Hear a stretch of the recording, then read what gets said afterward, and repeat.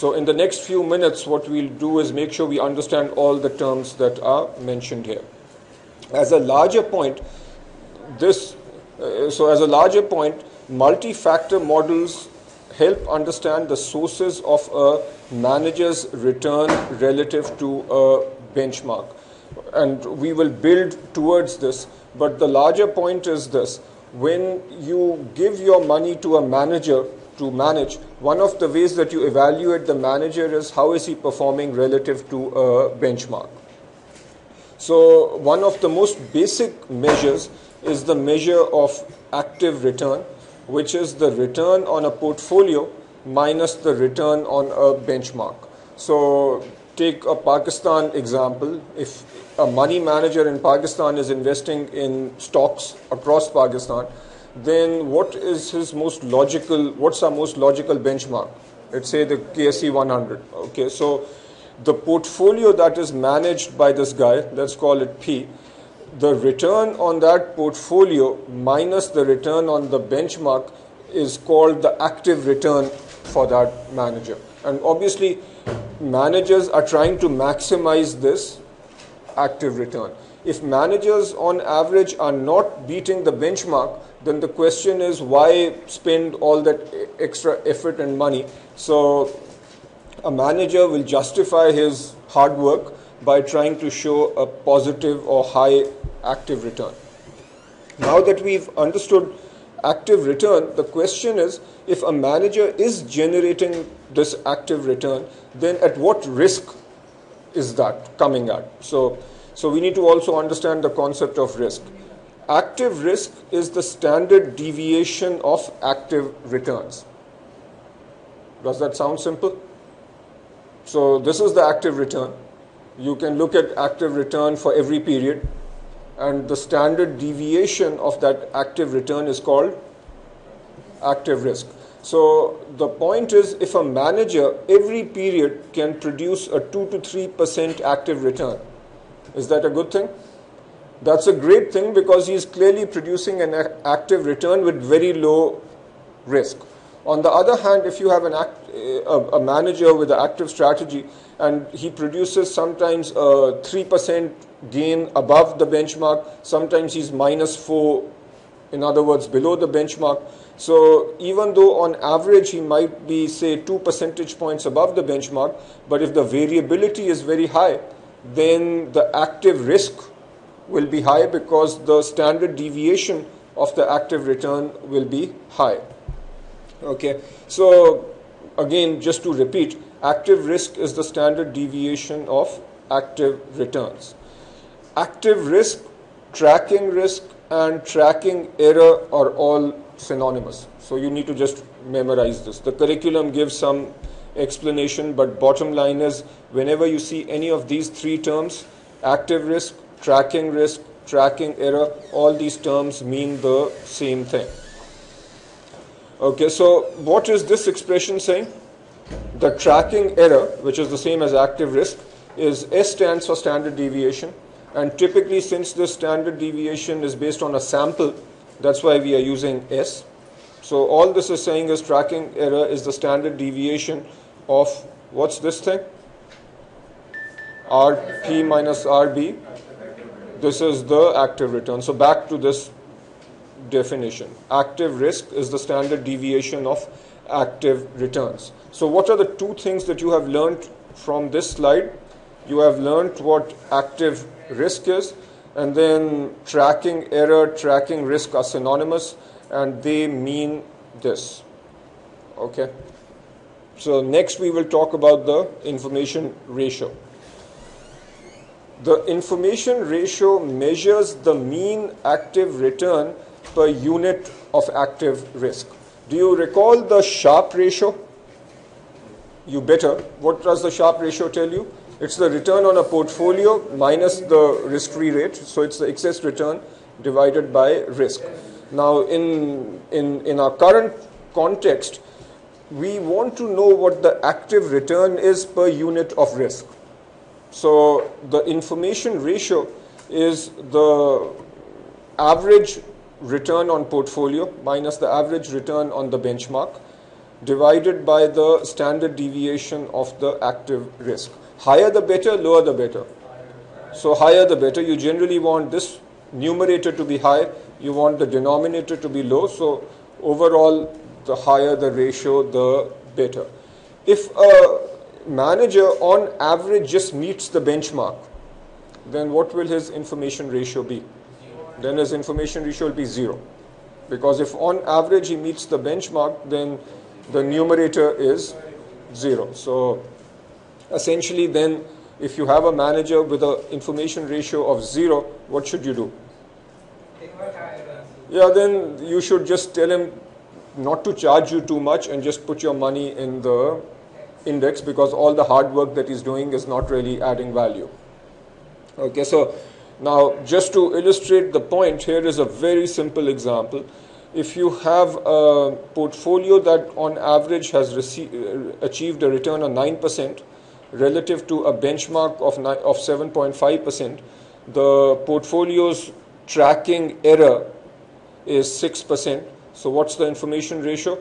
It would be 9% minus the 7.5% divided by the 6%. So you can quickly come up with a number. Typically, these numbers will not be very high. Okay, so we've learned 3 things so far: active return, active risk that has multiple synonyms, and what's the third thing we learned? The information ratio, which is simply the active return divided by the tracking error. Okay, now the next thing that we are going to learn is that the variance of active risk is called active risk squared. Is that easy to remember? Okay, so that's what the curriculum says, so we will believe it. The variance of active risk is active risk squared, just the way the variance of standard deviation is a variance. So active risk squared is this. It's written like this: S squared RP minus RB. Now here is another point to memorize. The active risk squared has 2 components. Okay, the curriculum says that we can separate a portfolio's active risk squared into 2 components. What are those 2 components? Active factor risk and active specific risk, or active selection risk. And I don't think we need to get into details as long as you just remember the basic definition. So the first component, active factor risk, is the contribution to active risk squared resulting from the portfolio's different than benchmark exposures relative to factors specified in the risk model.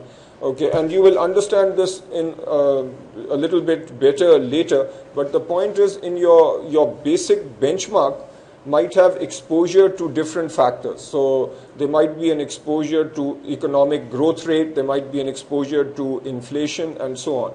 If you select a portfolio with exposures that are slightly different from the benchmark, are you taking a risk? You are taking a risk. So the risk that comes because you are taking slightly different exposures relative to the benchmark, that's called active factor risk. The second component of active risk squared is active specific risk, or active or asset selection risk. This is the contribution to active risk squared resulting from the portfolio's active weights on individual assets as those weights interact with assets' residual risks. Now this is a little bit complicated, but in simplistic terms, at the end of the day, even within a given industry class or industry subsector, a manager has to select specific securities. So even if you're, let's say in the benchmark, the weightage of auto companies is 10%. And let's say that in your portfolio, auto companies weightage is also 10%. But within that 10%, let's say that the specific auto companies that you select are different from the companies in the benchmark. Okay, so even though maybe the active factor risk is the overall exposures are the same as the benchmark, but you believe 2 of the auto companies that you are tracking are undervalued and those two companies are not on the index, on the benchmark. So you select those. Are you taking a risk that you are taking a risk, so your return is likely to be different relative to the benchmark. So when you make such decisions, that risk, roughly speaking, is your active specific risk or asset selection risk. Now, I don't think there'll be detailed questions on this. So as long as you just read these two definitions a few times and remember that active risk squared has these two components, that will serve you well. Okay. Now, the last part of that learning objective was to understand what's a factor portfolio and what's a tracking portfolio. So let's understand that distinction. A factor portfolio is a portfolio with unit sensitivity to a factor and zero sensitivity to other factors. What do you think factors mean? Okay, these are examples of factors. So somebody mentioned beta. Beta is not a factor. Betas are sensitivities. So an example of a factor, the market risk premium is a factor. If you look at macroeconomic models, then you will have factors such as this. Okay, so these are examples of factors. So I will read this again.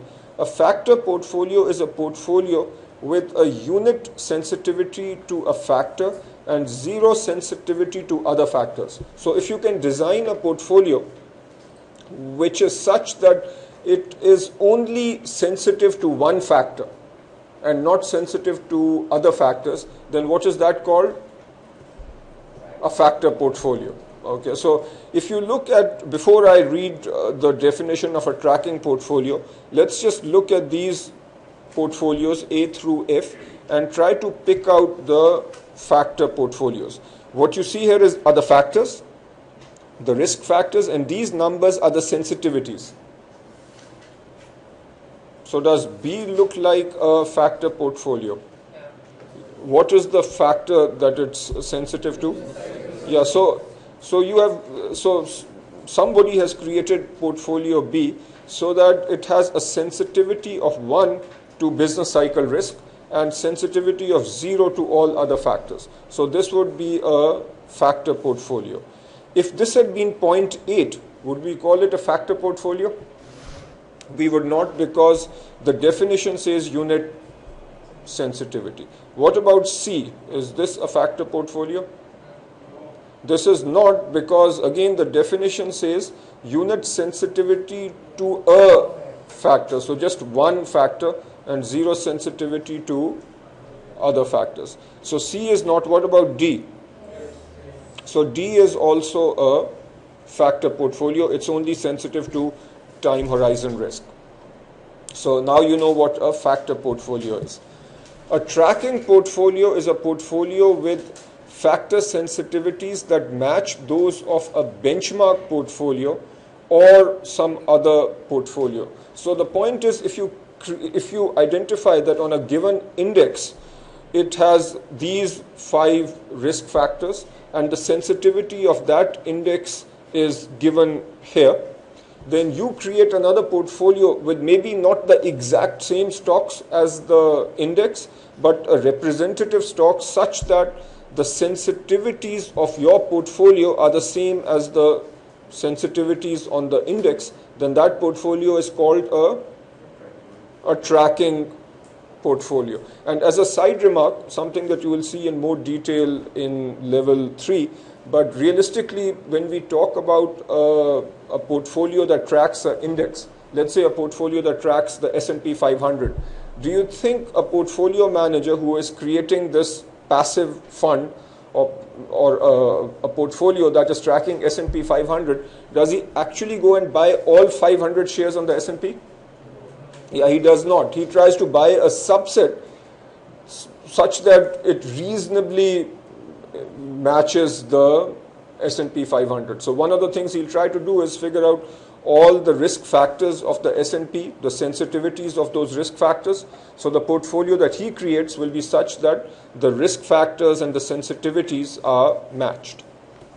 Okay, so Factor and tracking portfolios can be constructed using as many assets as there are constraints in the portfolio. Just, not a hugely critical statement from your perspective. What you need to know is the definition of a factor portfolio and a tracking portfolio. Okay. Now this is the final segment of this reading. Section 4.7, appropriately called concluding remarks. And rather than reading you excerpts from this last section, I am picking a question that summarizes the concluding remarks really well. A wealthy investor has no other source of income beyond her investments. So in other words, she has made a ton of money, she doesn't have a job, so she doesn't need a job, and she is living off the return on her multi-million-dollar investments. Her investment advisor recommends that she tilt her portfolio to cyclic stocks and high-yield bonds because the average investor holds a job and is recession sensitive. Explain the advisor's advice. Okay. Now, this is how it goes. Most people have jobs. Most people don't like to lose their jobs. And most people know that if the economy does badly, people will lose jobs. Okay. So, are most people inherently, given their income, are they very sensitive to recessions? They would be, because if there is a recession, then people would lose their jobs. Now, if you take a larger view to your investment portfolio, if an average investor is worried about the economy and losing his job, if the economy goes bad, then what sort of investments should he make? Should he invest in stocks that are very sensitive to the economic cycle? Or should he invest in stocks that are less sensitive to the economic cycle? So ideally, he should invest in stocks that are not very sensitive to the business cycle. Why? Because if the cycle goes down, the last thing he wants is that in addition to losing his job, all his investments go down also. Okay. So now for this average investor, and most people then would fall in this average investor category, if you broadly speaking have two kinds of stocks, one is sensitive to business cycle and the other is not sensitive to business cycle. Where will, simply from a supply demand perspective, where will the demand for stocks and hence the price be higher? So just because of this situation and the state of average investors, the price of these stocks will tend to be higher, and the price of these stocks which are sensitive to the business cycle would tend to be lower. Now, if you happen to be that wealthy investor who is not bothered about whether there is a recession or not because he or she doesn't need to work in the first place, then where is he or she more likely to find better priced stocks? In this area. So it makes sense for that investor to tilt the portfolio more towards this side because he doesn't fall in that average investor category. So that is the point over here, that even though for the average investor it might make sense to be invested in on average in the market, but if your situation is different, then it might make sense to tilt your portfolio away from what the average market portfolio might look like. Okay, so that's the point. Here it's summarized like this. Most investors have jobs and have exposure to business cycle risk. Hence, they demand counter-cyclic stocks, which is here. Demand is for business, and the demand for business cycle stocks is low. Hence, the price is relatively low. Say you are an independent, wealthy investor and are less concerned about business cycle risk, you should tilt towards a greater than average share in stocks that are sensitive to the business cycle. All right, so that concludes this reading. Again, just practice the problems in the curriculum.